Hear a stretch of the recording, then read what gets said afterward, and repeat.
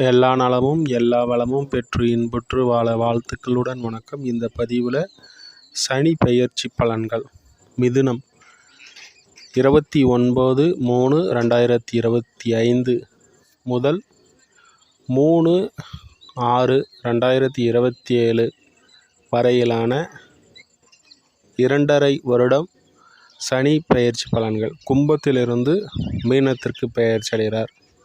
மிதுனத்திற்கு 9ஆம் இடத்திலிருந்து 10ஆம் இடத்திற்கு பெயர்ச்சி அடைகிறார். பாக்கிய சனியாக இருந்த இந்த சனீஸ்வர பகவான் இப்போது கர்ம சனியாக மாறுறார். அப்போ மிதுனத்திற்கு இந்த சனி பகவான் எத்தகைய பலனை தருவார்? 9ஆம் இடத்தை விட 10ஆம் இடம் சனிக்கு சிறப்பு. அதுவும் இது குருவின் வீடாக அமைகிறதுனால இந்த சனி பெயர்ச்சி பலனை கண்டிப்பாக வரவேற்கலாம்.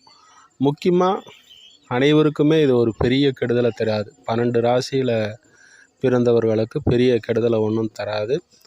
இருந்தாலும் சிம்ம ராசி மற்றும் மேசம், அதே போல் இது போன்ற ராசிகளுக்கு, அதே போல் கன்னி ராசி, இது போன்ற ராசிகளுக்கு அந்த ஸ்தானத்தில் அமர்ந்திருக்கக்கூடிய சிறிது தொல்லையை தந்தாலும் கூட மிதுன ராசியை பொறுத்த வரைக்கும் 10ஆம் இடத்தில் அமரக்கூடிய இந்த சனி பகவான் நல்ல பலன்களையே தருவார்.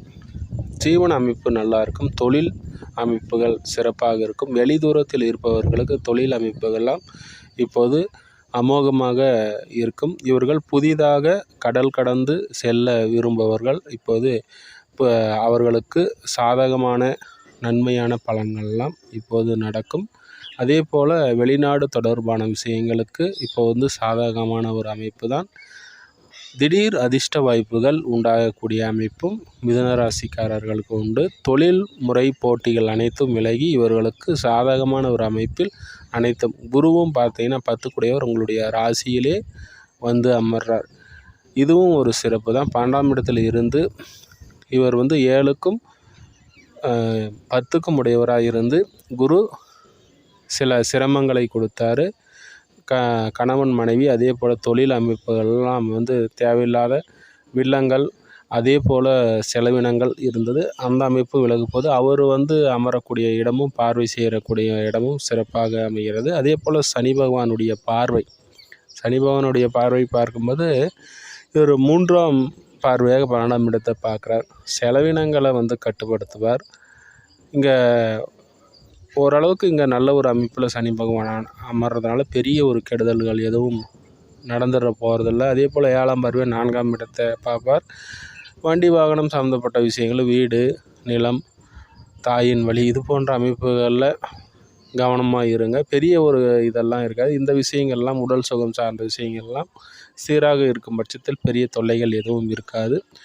அதே போல் 10ஆம் பார்வையாக 7ஆம் இடத்தை பார்க்குறால் திருமணம் ஆனவர்களாக இருந்தாலும் சரி, திருமணம் ஆகாதவர்களாலும் இருந்தாலும் சரி, இப்போ திருமணம் தேடிட்டு இருந்தவங்களாலும் சரி, இவர்கள் இந்த விஷயங்களில் கொஞ்சம் கவனமாக இருப்பது நல்லது. பெரிய அளவில் ஒரு பெரிய ஒரு அமைப்பை தரலனாலும் கூட ஒரு வளர்ச்சி இருக்காது. அதே போல் கெடுதல்களும் இருக்காது. உங்களுடைய முயற்சிக்கேற்ற நற்பலன்கள் கண்டிப்பாக இந்த சனி பெயர்ச்சியானது மிதுன ராசிக்காரர்களுக்கு செய்யும் என்பதில் பெரிய ஒரு இது இல்லை. அந்த வகையில் அடுத்ததான் இன்னொரு பதிவில் சந்திப்போம் நண்பர்களே. நன்றி, வாழ்த்துக்கள்.